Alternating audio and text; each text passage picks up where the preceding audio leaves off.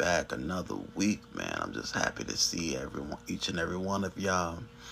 It has been so great, man, to be doing this every week. This past week, I had a really good week, man. I had a show down in Bilton, Virginia, um, this past weekend. It was humbling. Only 6 people showed up. We were supposed to have 14. Only 6 people showed up, and it was a hard 6 people. Like, it was tough. It was one of them a crazy show. I had one of the artist members. He just had a knee surgery, so he kept getting up during my set. So I had to figure out what's going on, Andy Boss. I had to it's kind of distracting when you have somebody keep coming up during your set and it's just like standing up like, hey bro, can you just sit down and relax? He's like, nah, my knee hurt. I'm like, oh, my bad. So I had to deal with that during the 45 minutes of a show. Outside of that, man, it's been great. Coming up next week, I will be in Chattanooga, Tennessee, 2 shows, Thursday and Friday. If you're in the area, make sure you come check that out, Tennessee. It's been almost 2 years since I've been back in Chattanooga, so I would love to see each and every one of y'all out there. Anyways, today, man, we got some great topics to talk about. We're going to do some reflecting and some growing, and really dig deep into this today. So I want to first start off by talking about the first topic today is avoidance. Avoidance, man. Alright, so hold on. Let's get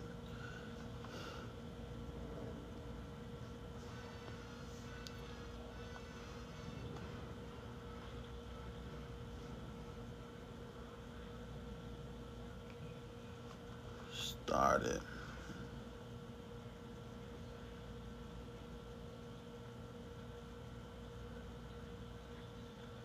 Alright. So, as you all know, I think almost everybody has avoiding tendencies. I think avoidance is like, it's on a scale of how much avoiding you are versus how much you're not. I'm avoiding sometimes, you know what I'm saying? Maybe a lot, but I would never admit that out loud. So avoiding is when you fail to deal with something heads on, right? For example,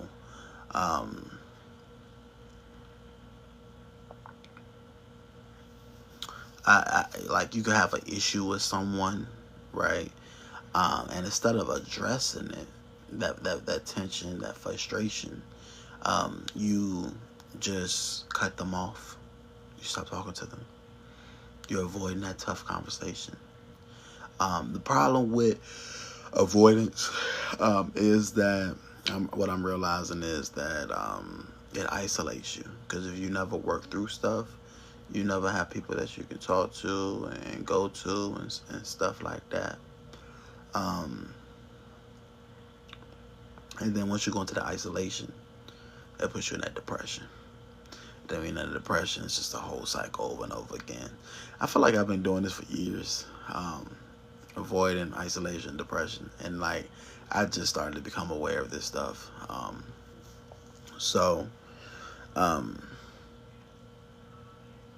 Now what I'm learning is the cure or the root or the problem, the solution to a lot of this is being comfortable, being vulnerable. That's one of the biggest things. You have to get comfortable being vulnerable, which is very uncomfortable. Like, being vulnerable with somebody is not comfortable at all. Like, it's awkward. It can feel not good. None of that. I don't really like vulnerability. I like a controlled setting. Part of the reason why I'm a comedian. Like, I can control, how people perceive who I am or what I'm doing. So, but the thing is, if you don't, what I'm learning is, if you don't be vulnerable, you don't go through that uncomfortable, you're just going to avoid it, and you're going to keep repeating those traps over and over and over again. Um, so yeah, if you ever avoided someone, or, if something came on, put in the chat like what you, um, something that you've avoided before that you feel like you should address. Do that for me now, and then also, and how do you feel like you can start addressing um, the avoidance? How do you feel like you can attack it? Because I feel like when it comes to the avoidance thing, it's like um, something you got to work on. Like I'm learning this. Like this stuff doesn't fix overnight. Um, and it's crazy, right? Because I used to judge avoiding people until I became avoidant. So this is the thing.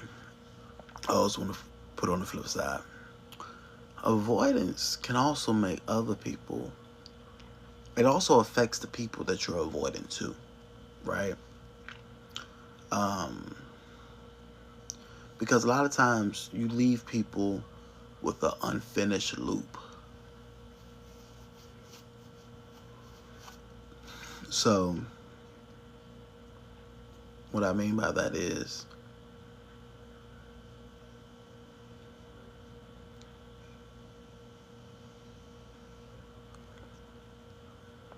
you reach out to somebody, right? And um, you don't, no, excuse me, yeah, somebody reaches out to you, you don't respond. And they ask you a question and you just don't say anything. You just leave them in silence. Now you got them wondering, like, hey, can I get an answer for this response? So it's like you leaving them looping. So that's the other flip side to it. It's like be mindful of how you treating others, because when you avoid things, you do affect others um in their lives. Because it's not just you might be feeling comfortable, but it also makes other people feel uncomfortable when you avoid them. All right, y'all. So I'm gonna read a story here today um, about avoidance. I want to share with y'all. We're gonna read this together. Sorry for me yawning, y'all. I've been on the road. I'm a little tired. But yeah, let's go. All right. So it says, thought I'd share my very classic avoidance story. I, 36 male, met my 34 female over a dating app. We were together for 2 years. For the first year and a half, she love bombed me. I fell for her hard, and we had such good adventures together. Approximately 6 months ago, things started to slow. There was less sex, less intimacy, less I love yous, less touching. In her defense, she did have a lot going on in her personal life. Money troubles, her mom and nan were unwell. Her 7-year-old child could be demanding. She had problems with her ex and the father of her child. I am fairly easygoing. I am a typical person. Tend to put other needs before my own. Despite the changes, I just put it down to her being stressed. Although I did voice to her my concern with the intimacy, she withdrew further. Time got less together and she would make excuses. No urgency in messaging, etc. Approximately 3 weeks ago, we attended a wedding together. She got very emotional and said she always wanted that, to marry her best friend. Typical idolization. On the way home in the car, I asked her if we were okay. She answered yes. 4 days later, I got a text thanking me for my time, but she could no longer be in a relationship. I rang her immediately, and she reluctantly agreed to meet after I said it was extremely cowardly not talking to me face to face. I went to her house. When I met her, I got the classic, it's not you, it's me, and I'm feeling very overwhelmed. She made a number of reasons that made virtually no sense, like not spending enough time together and losing connection, despite her being the one who self-sabotaged these things. I left after agreeing to split in tears. I had a panic attack outside her house and collapsed. I wanted so badly to get to my car, but my body would not let me. She came out and aided me back to a healthy state. She also agreed to lay on her decision. Those next few days, my anxious attachment really came out, and you can tell how the story goes. I bombarded her with the messages and overwhelmed her. I had recently bought a new house and wanted her to spend my first night in the house with me. On the night in question, 3 days after her dumping, she randomly messaged me saying she would come over. I got so excited and sent her a message saying I'd go get some steak and cook her a meal. As I left to go to my new house, she messaged saying she didn't want to come over and that she needed time alone. I was so upset. I drove to her house and told her that her actions were playing with my emotions. I ended it. We had a last hug. I left. This is the thing. We were always good arguers, always respectful. No one shouted. We still had that respect for each other. I messaged her the following 2 days after because I was struggling. She did not message back. I told her that she needed to look up avoiding attachment, if not for me, then future relationships, which I now know was a mistake. However, I wanted her to realize and take some accountability for what she did to me. I was a mess. I've been in no contact for just over 2 weeks. I told her in my message that I needed a month to myself to get my emotions back in check, but there's a chance I wouldn't reach back out regardless. My brain is constantly back and forth. One moment I think that I deserve better and the history will repeat itself. As soon she becomes stressed if we were gets back together. The next I felt like we had a special connection and I am now in a much better mental state to understand her avoidance. I never like to give up on people I love, but then I realized she gave up on me, but probably because she cared too much, which then sends me back into the loop of not wanting to give up. Honestly, it's exhausting, so I know you're all feeling. Wow, this was powerful, man. Yeah, sounds like that's what I'm talking about. Like that avoidance, man. Like it can trigger your other people's. Like it really do affect people. Like when you're avoidant, like it is like negative like effects to you, but it affects the other person on the other end as well. Especially if they got an anxious attachment and you're just not responding. It's like, man, you like making them spiral. So I say kudos to that man for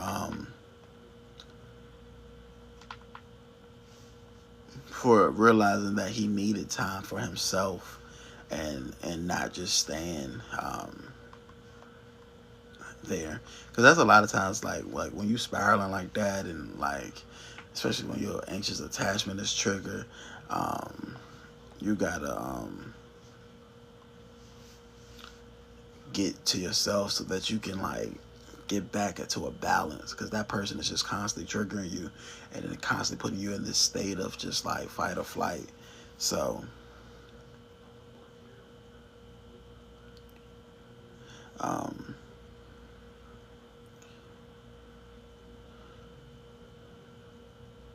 give me 1 second, y'all.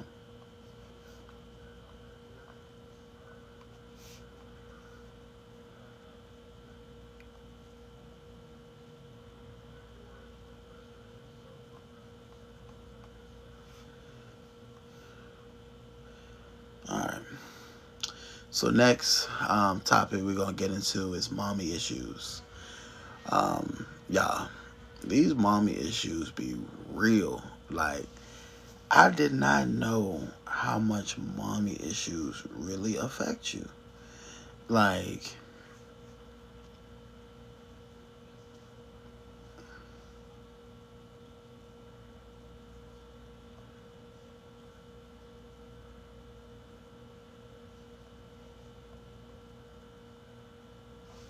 yeah, so mama issues is one of them things where like um I've heard over the years people be like, oh man, like I would have a thank you so much, Lisa King, for liking the live. I appreciate you so much. Um People will talk about like the mommy issues and stuff like that. And I used to get offended. Like I thought it was a dig towards me. One of the biggest reasons is I live in Washington D.C., Nebraska in the building. I appreciate you. We starting to talk about mommy issues. Lisa King, is that something you ever worked through or talked about before. Um, so I personally um, always thought it was a diss when someone said you got mommy issues. Like, I thought something was wrong with me. Said daddy issues. Yeah, I got those too. That's a thing. Mommy issue, daddy issues. Yeah. So the thing about mommy issues is it's an unhealed wound. I know you do. Hold on, do you? I can be your new dad. Okay. Um. So mommy issues is pretty much an unhealed wound of something that you had from your a younger child that your mother may have caused that you just haven't fully healed from. And the thing is, it shows up um, in your life when you like, especially if you're dealing with other women. So when they do something that might hurt you, it hurts you 10 times more because of those mommy issues. So a lot of it is you have to go back and like really heal what I'm learning is you got to go heal those wounds so that you can not affect it so much. So let me give you an example. I had a friend, right, and she was going through a point in her life where um, she was really busy. She had a child and stuff like that, and so she was like inconsistent in her like contacting and getting back to me. Like she would take a week, 2 weeks to get back to me, and that would like really leave me feeling disappointed and not feeling well. Um, so it would like hurt bad. Like I would feel like, oh my God, this is the worst thing ever. And the reason why it hurt me so bad is because it reminded me of something in my childhood. So it wasn't really that her thing was that so bad. It was more of that this unhealed wound from the childhood is affecting me so much. Hey, what's up, Jeanette? Thank you so much for joining. So essentially what you have to go do is you have to separate, um, once I finally like start doing the healing, you got to separate what that parent, who that parent is or what they did from your self-worth. Because a lot of times what happens is if you had a parent like an avoidant, we talked about avoidance earlier, right? If you had an avoidant parent, you internalize the behavior.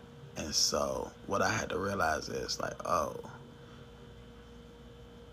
my mom, she was avoidant, so that has nothing to do with me. That has everything to do with her. And it's not a reflection of my worth. So mom issues real, man. Like you gotta heal those. If you don't, they will affect you. They can ruin relationships in the future.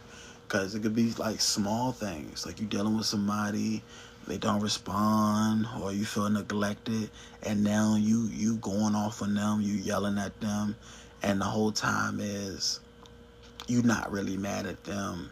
You're mad like they hitting that wound that you never healed, and it just keeps you in this state of mind. Um, so I wanted to read a story that someone wrote about a friend they had who had mommy issues, and we can go from there. So it says, I have it, but a childhood friend of mine did. Her mom was a top politician and a very strong-willed woman who felt she could live in this world without a man. She had wealth and power, and all she needed in life she got. She had 2 daughters, and my friend liked the eldest, but early on in the relationship, I observed. Hold on a second. Yeah. I observed the mother had a strong hold over her daughter, and even after several warnings, he proposed to her. Her mom was blunt. This is my eldest daughter, she said, and I will continue to play my role in her life regardless of the marriage. My friend failed to see the hidden message, but I did, and I warned him again. But we all know how a man reasons when he's in love. Fast forward a couple months and they are married. Trouble started when her mom visits and practically tells them how to live, and her daughter fails to see anything wrong with it. There were no boundaries. She barges in on them whenever and wherever. Even the bedroom became a room her mother could visit and sleep in. Every quarrel they had as newlyweds was reported to the mother and was always took to her daughter's side. She started poisoning her daughter's mind by telling her how to deal with the man when she doesn't have her way. When she wanted something and my friend refused, she would tell her mom, who would in turn tell her to make sure she wears a jean short and when he wants to make love to her. This continued for 2 years until one day she made a scathing remark in which my friend snapped and slapped her. That same day, her mom heard but didn't act until the next day while he was at the office.